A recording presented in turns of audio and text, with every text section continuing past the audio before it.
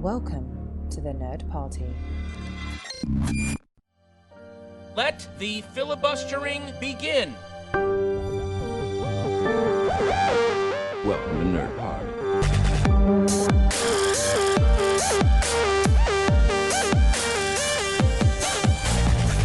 Hello and welcome to Filibuster here on the Nerd Party Network. I'm Lee Hutchison, and joining me as ever is Dallas King, as today we're reviewing Ant-Man and the Wasp, Quantumania, and Counter-Programming's The Women Talking. So Dallas, quite the pair of films we're going to be chatting about today. Absolutely. It's as interesting a double act as Ant-Man and the Wasp, and Ant-Man and the Wasp, as I would have called Ant-Man Quantumania. Because it features, that's what I thought it should have been called, because the first one was called Ant-Man, and then the second one was called Ant-Man and the Wasp, which I presume was meaning Hope Van Dyne. But since this one features two Ant-Men and two Wasps, it should have been called Ant-Man and the Wasp and Ant-Man and the Wasp, or Ant-Man and the Wasp and the Wasp. But then I guess that might have been just too many syllables, so they went with Quantumania. But then my problem with Quantumania is that none of the posters or trailers seem to highlight the fact that Ant-Man was sitting right in the middle of Quantumania. You know, they should have done like an X-Men style, you know, with the 20th Century Fox logo of highlighting certain letters, but it's like they almost didn't even notice. Here's a question. Here's a question to kind of kick off Ant-Man and so on. Like, I kind of probably answer my question is, well, what I was off to say, perhaps less controversial, see when you talk about Ant-Man and the Wasp Quantumania, how many times do you have to remind yourself that it's Ant-Man and the Wasp Quantumania? Well, I think I just called it Ant-Man Quantumania there, didn't I, instead of Ant-Man and the Wasp. But, you know, if you watched Ant-Man and the Wasp Quantumania, even the filmmakers seem to have forgot the Wasp at times. She might have had, 5 lines or something like that? The original Wasp, Janet Van Dyne, as played by Catwoman Michelle Pfeiffer, has more to do than the second Wasp, who is the Wasp from the title of the second film and the third film. This is just getting ridiculous.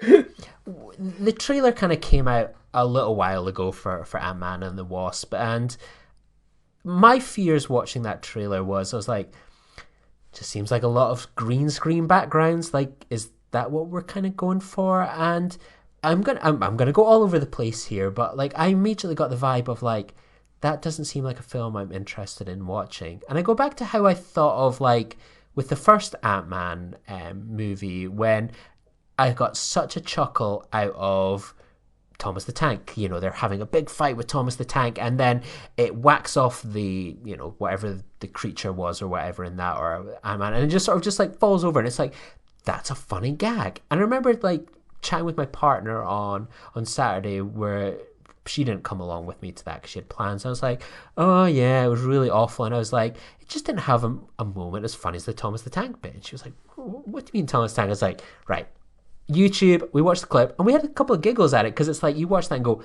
that's so fun. That gets the whole gimmick about Ant-Man. It's really innovative. It's really interesting. And then you cut to this and it's like just a sloppy CGI mess. And I'm not afraid to say that midway through that film, like, I wasn't hating it. I wasn't angry with it. I was just disappointed. Yeah. And you know what I thought I was going to do? I was like, I'm going to maybe close my eyes for a few minutes here and just try and nap through this a little bit. And that was in an IMAX screen. And yeah, I was unsuccessful in it, but I was just like, I should not be... With comic book films, there should be no excuse for ever wanting the urge to nap in it.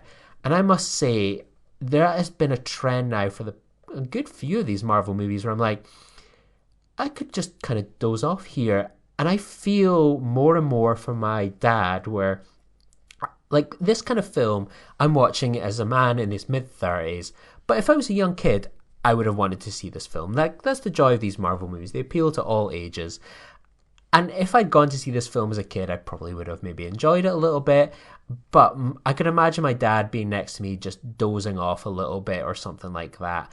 And I'm now at that age where I'm thinking of doing similar things, and I'm not going with a kid.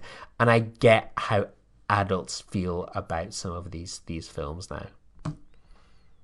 For me, I mean, obviously, there is a multiverse, out there where Edgar Wright did indeed direct Ant-Man. And I believe there is still some contention over the fact that, the Thomas the Tank Engine, because Thomas the Tank Engine is a British character, that must have been a holdover from Edgar Wright and Joe Cornish's original script, although Peyton Reed says, he came up with that himself.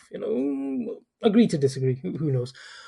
But I think that was what was fun about the original Ant-Man movie was, you've got this character who is, he is not as powerful as, an Asgardian god, or, he doesn't have the powers of an actual ant. He's got the powers of a spider and stuff, but he can communicate with ants, etc. But I think it was the fun aspect of, well, certainly in the first one, he only shrank down to the size of an ant.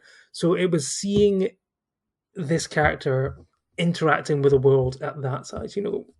Certainly probably a lot of the people who were, in their 30s, etc., going to see the original Ant-Man grew up with, say, Honey, I Shrunk the Kids, which was like, oh my gosh, you've shrunk down to the size of an ant, and you're wandering around, you've got all these massive things, which is really cool. And then the second one, we then got the flip where he now is able to become Giant Man. Obviously, the first time was in Captain America Civil War. And that was the fun thing, because it was set in the real world, you were able to appreciate the changes in size. You had the scale. Like you say, with that amazing gag where he, Yellow Jacket gets hit by the Thomas the Tank Engine, and, a train shouldn't completely obliterate and knocks him over, but it's actually just a regular plastic train, so it just falls off the track. But with this movie, because it is set in the quantum realm, and everything is, obviously the stuff in the original movies would have been CG, but, there probably would have been some digital trickery with practical effects and stuff like that. With here, because it's all done with CG, and, we don't really know much about the quantum realm, I didn't really appreciate that same size of scale. So if Ant-Man shrunk down or grew in size, it didn't really have the same weight or effect for me. It was just like, oh, this is him just doing his regular fighting stuff, and it just didn't fit. You took what was unique and cool about this character and you just planted him into somewhere where it didn't really matter. Everyone had these different sort of powers and abilities and stuff, and Ant-Man didn't really feel that special. And I think the other thing which, Ant-Man had going for him was, Paul Rudd is, one of my favourite sort of comedy actors as well, but, he possesses the ability to really sort of tap into something. And I know in Endgame, the moment where he comes back and meets his grown-up daughter, the reaction of his face that he realizes how long he's been gone, it's one of the most moving parts of Endgame. But he is just he is an ordinary man. He is an ordinary man who was given a suit. Spider-Man has got certain spider abilities after being bitten by a spider, but this is just an ordinary man. Comparable character would, in a way, potentially be the only other comparable character would be Tony Stark, in the fact that he is just a man with a suit. Yes, he's incredibly rich and talented and has built the suit for himself. Scott Lang just stole the suit off someone else initially, but they're comparable. And what was interesting about was seeing his journey in being immersed into this world of, I'm just a regular guy fighting with, the Incredible Hulk and an Asgardian god and Captain America who's jumped up on super serum and stuff like that. And I think there is an interesting part of the film at the beginning where he is essentially living up on the fame aspect of being a superhero. He's got his book, there was mention in several of the TV shows that have gone on the last couple of years about his podcast that he was doing. And there was potentially something about him becoming, like, buying into the hype, I guess, of being a superhero and potentially alienating himself from his family. But then we don't get any of that. We just get him thrown into, just another, oh gosh, this character is potentially going to end the world and we must do something to stop him. And yeah, I think it kind of lost a bit of what was fun and exciting about Ant-Man. I realize I've been rambling there. I've been ranting. No, you're exactly right, and it's just one of those ones. You know what? It just pissed me off big time. Where in the first few minutes, like we see a coffee shop and, we see an ice cream shop and a restaurant. And then kind of at the end, we kind of circle back to some of those things. Slight tenuous spoiler.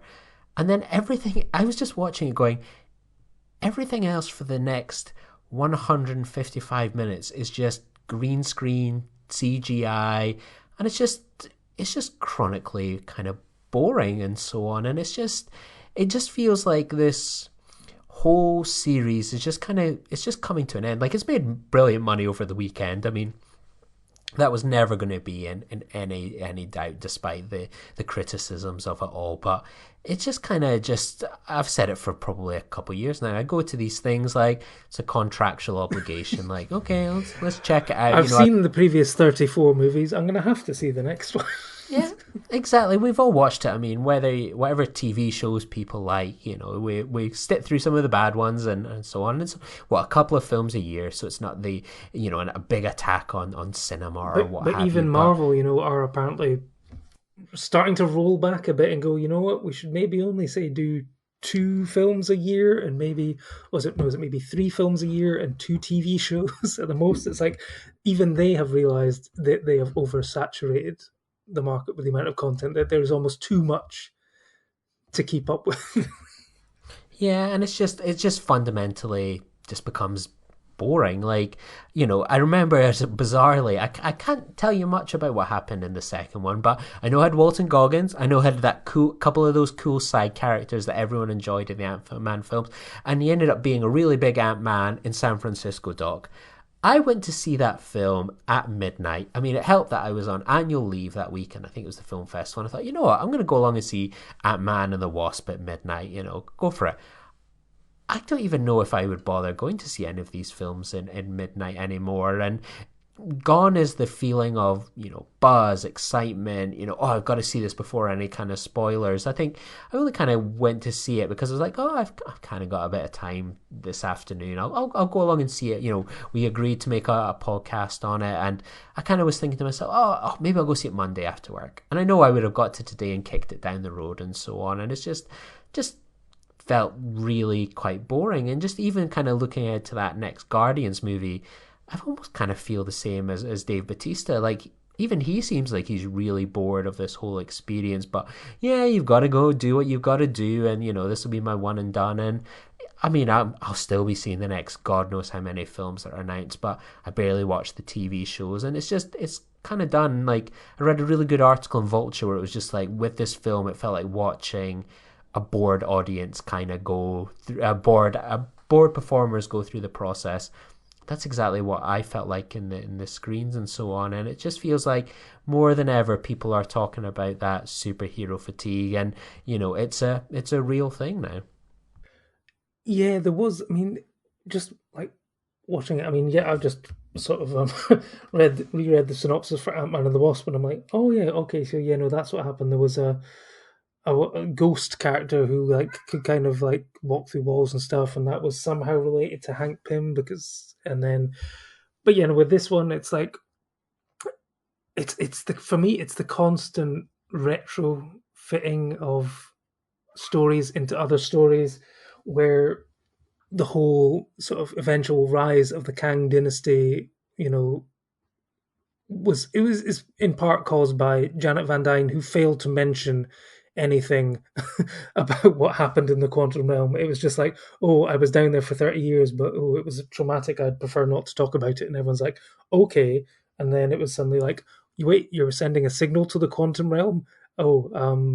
Actually, that's probably a bad idea because of this guy that I never told you about. And, Scott Lang himself was in the quantum realm for, I believe he experienced it for a couple of hours, but then, for him, he came back and it was 5 years. But he didn't notice. He never saw any of the humans, humanoid type characters down there while he was there for a couple of hours. It's just the constant thing. It's like, I mean, I can buy some things, but it's like, really, I mean, obviously, there's the potential for interesting worlds to be down there. You've got all these civilizations. You've got, part of me would have been more interested in a freedom fighter, Andor type movie with Michelle Pfeiffer as the lead, going up against Kang with Bill Murray as her lustful sidekick. But we didn't get that movie, did we? No, we got the rise of Kang, and a lot of people rightfully praising Jonathan Major's performance. Is it his best performance? No, I mean I still think of something like Last Batman in San Francisco, or if anyone's seen sort of Magazine Dreams, which was at Sundance. But he's having a moment, and between this and Creed 3, he's absolutely ripped, and I'm assuming that they must have been filmed back to back. I wouldn't have wanted to lose the weight and then gain the muscle and stuff on and off like that with a yo-yo diet. But physically looks like he could take any of the Avengers, which is why I was slightly surprised by the ending. But one thing that also confused me was how these movies seem to change, even from like in the editing room. Because I don't know if you remember the trailer, but there seemed to be this focus in the trailer about Kang talking about time and how Ant-Man had lost time, essentially sort of hinting that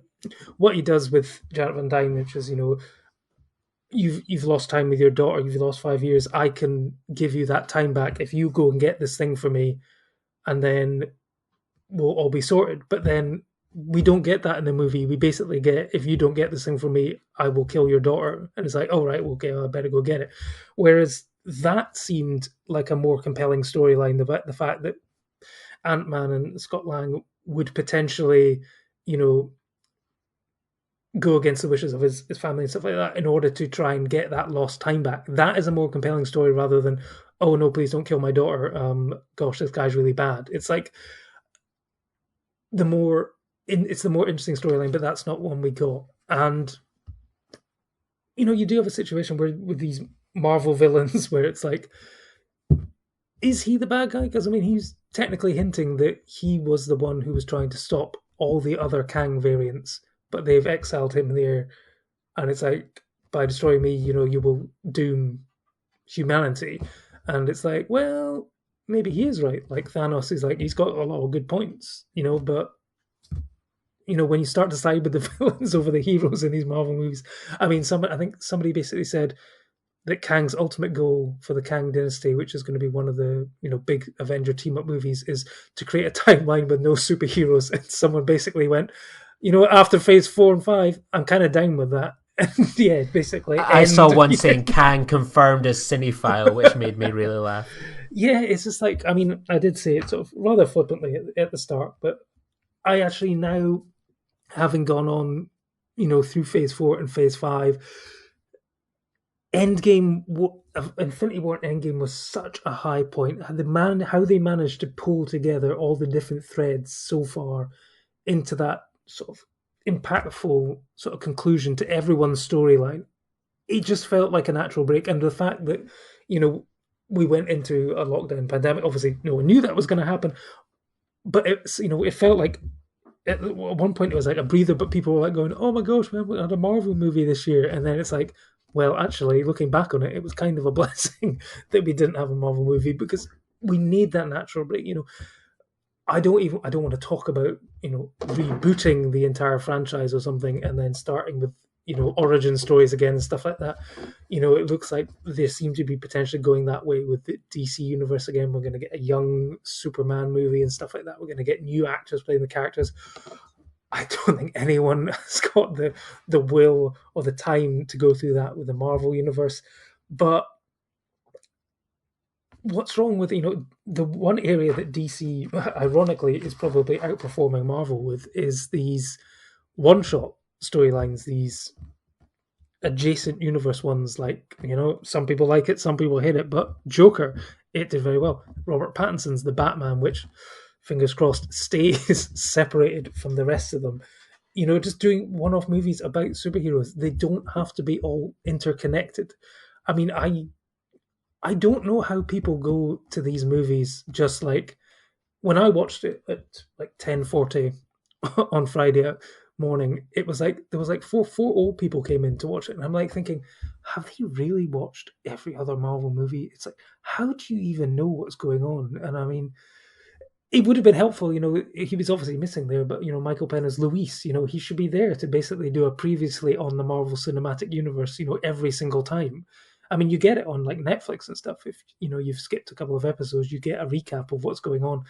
You kind of basically need like, a beginner's guide to Marvel at the moment if you missed anything, because like, so you have got the TV shows, that one of the end credit sequences, sets up Loki season 2, which introduced another version of Kang. I think it was the one, the He Who Knows, or whatever, and stuff like that. And to give credit to Jonathan Majors again, his performance in this film is completely different to the performance he gives in that one. He is playing each version of himself in a different way, which is commendable. But yeah, I mean, it's just, he keeps going on about time and how he wishes he had more time. I mean, I'm not sure if I've got much more time for this. I did not think that, see, even like 4 years ago, after Rise of Skywalker, that, and Endgame, that how down I was on Star Wars and how high I was on Marvel, that I would have flipped in that time. And with stuff like Andor coming out and being like genuinely good, I did not think I'd be more excited for Star Wars than I am for Marvel. But yeah, I don't know, maybe I'm just getting old. I need a time machine to go back and give myself more time. Well, on the plus side, we had some good counter-programming this week. So we I suppose, I say we, I mean, I was lucky enough to catch that a little while ago, but Women's Talking finally came into kind of UK cinemas, and a film that, for many, it's been a film that's a name that's been branded around of, will it get nominated? It deserves to get nominated. And why wasn't it nominated? Yeah, not many people have had the chance to see that one. It's very much been in that film festival, critics, elitism kind of bubble. It's not had a chance to really kind of break out anywhere yet. But for those not familiar, Women's Talking, a group of women in an isolated religious colony struggle to reconcile their faith with a string of sexual assaults committed by the colony men. So coming with a very stacked cast of prestige actors like Rooney Mara, Claire Foy, Jessie Buckley, Ben Whishaw, Frances McDormand, finally arrived in UK cinemas. So Dallas, you've had to wait for this one, and obviously we know that you're someone that's very much interested in the award season and the conversation around it, making predictions. What was it like to finally see this film? Was it one of those ones you've got one eye on watching it? Is this good? Does it pass the test? Or this does deserve a lot of the accolades and discourse that's been around it? How did you kind of watch it with your eye? I'm now just thinking back and going, does it pass the Bechdel test? Because technically they are talking about men a lot. They do talk about like leaving, but it all does stem around men. So it's like, it would be the biggest irony.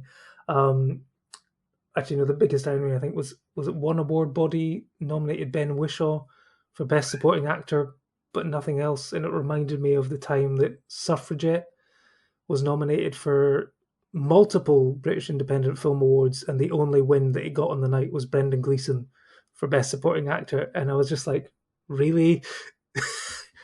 But I mean, for me, this was the last piece of the puzzle, I think, in terms of being able to give a fully informed opinion on the Oscar race and stuff like that. Not the BAFTA race, because it was not nominated for any BAFTAs.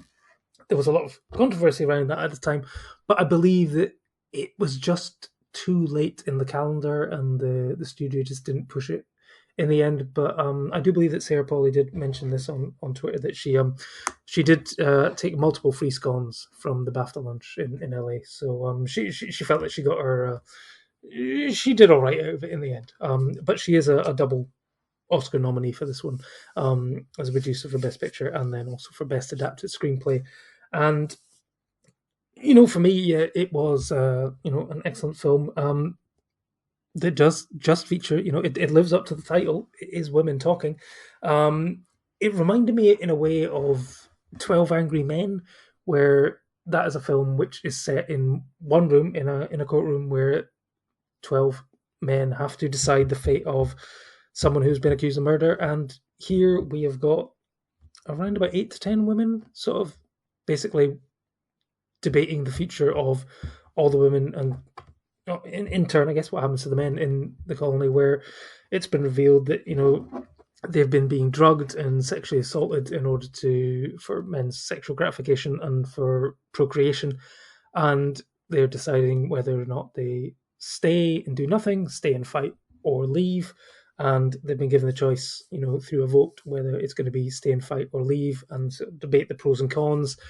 And you've got one man played by Ben Whishaw who is taking minutes of the meeting as they try and decide what to do. And I mean, it is incredibly, like you say, it's a stacked cast. There's sort of big name heavy hitters like Claire Foy, Jessie Buckley, who they were the ones who were sort of muted for Oscar nominations and award nominations. It didn't quite pan out that way, unfortunately. But I think those two in particular get some of like the big hitter moments. I think the moment where sort of Claire Foy is talking about how the rage that is building up inside her, and that if she stays, she will become a murderer, is really intense. And then Jessie Buckley's got a few heartbreaking moments later. But I mean, the entire cast is fantastic in this, and yeah, I mean, it's just a joy. I mean, yeah, someone would argue that it can feel quite theatrical and stagey, in the fact of it's all taking place in one setting, but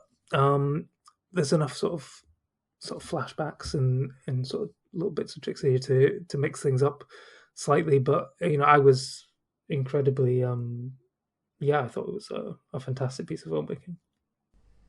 Yeah, I agree, and I almost felt like when I was watching it, it feels like a ticking time bomb of a film.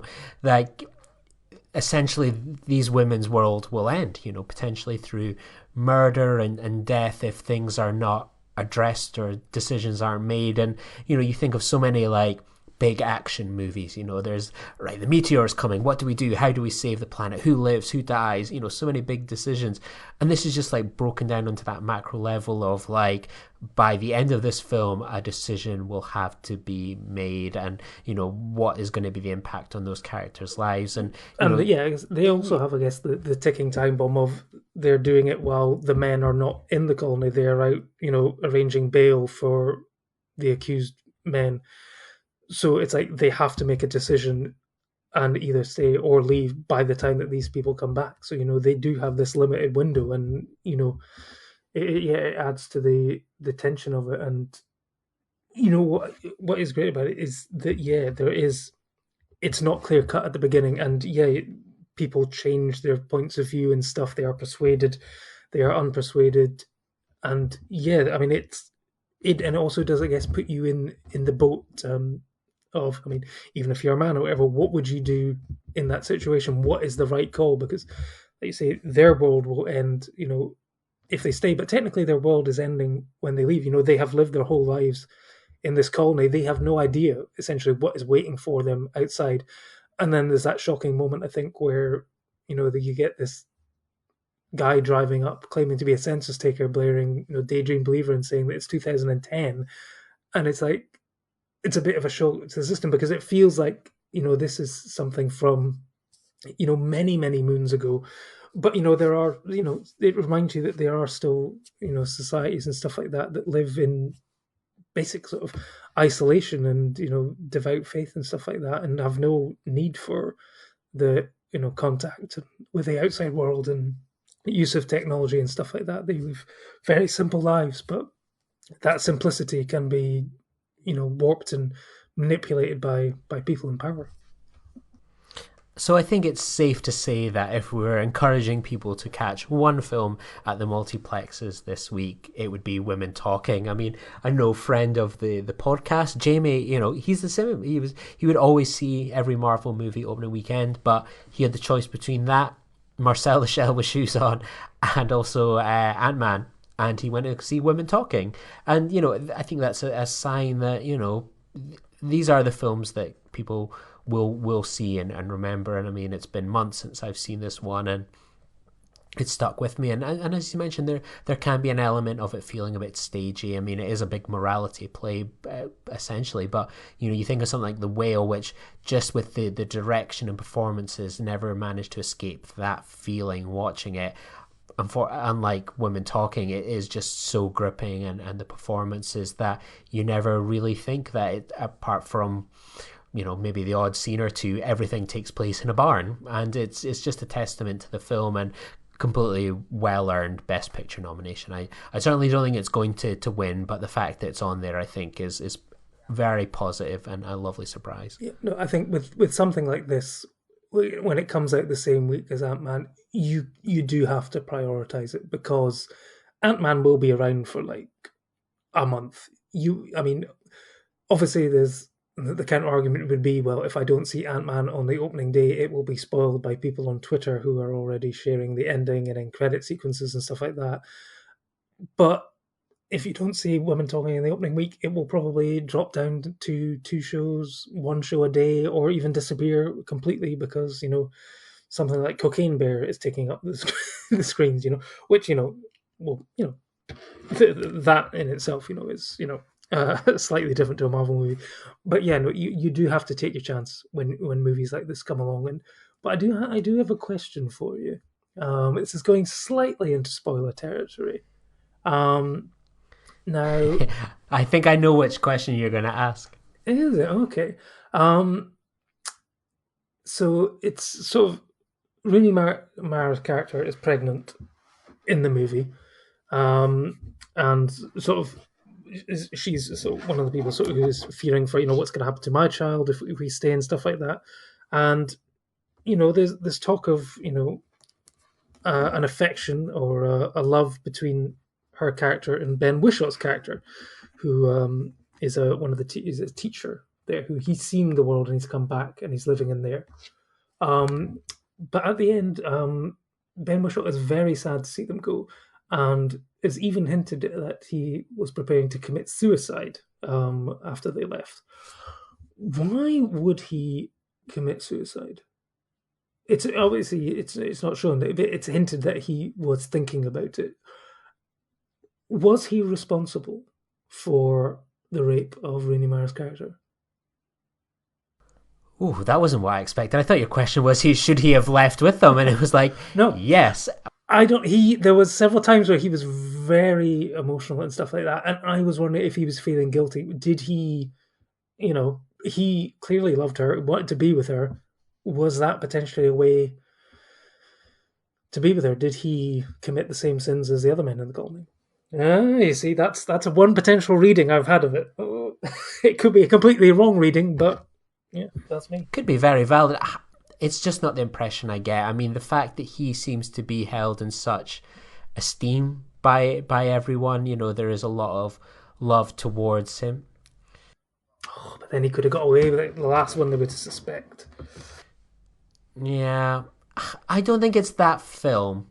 I mean, I think it's definitely an interpretation I'd watch out for the next time. But no, I think his character isn't viewed in that way, which I think means not. And I think, yeah, I mean, I remember just feeling such pity for him that I wanted him to escape at the end and to be running away. And I think for him, I think he feels so bad. I think he bears the weight of a lot of, his fellow man's sins and what they've done to these women. And he's essentially the only hope for the sort of young boys who, like the sort of 16, 17-year-old ones. It's like, can he maybe get through to them and steer them on a different path?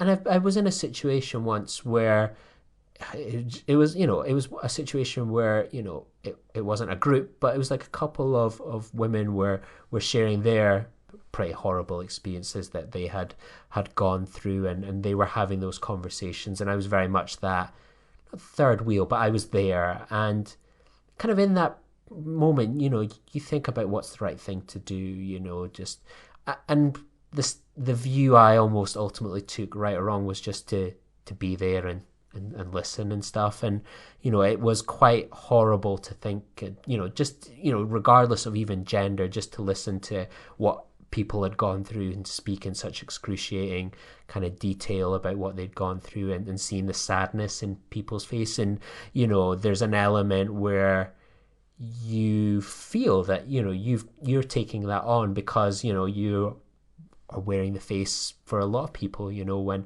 a lot of people have gone through something like that. You know, there will be that inherent mistrust in other people. And, you know, I remember just, you know, that was an experience that I'm sure probably there would an element of maybe that I would have guilt or sadness or whatever onto my face. But I think that would probably be the reaction I think August would be going through, that sympathy, that just having to be present and processing what people are going through, because sometimes there's the idea that men have to be there and fix things for people, which is often probably considered the worst thing to do, when the reality is sometimes it's a case of being there, listening and creating a safe space. And I kind of think that's what August demonstrates best.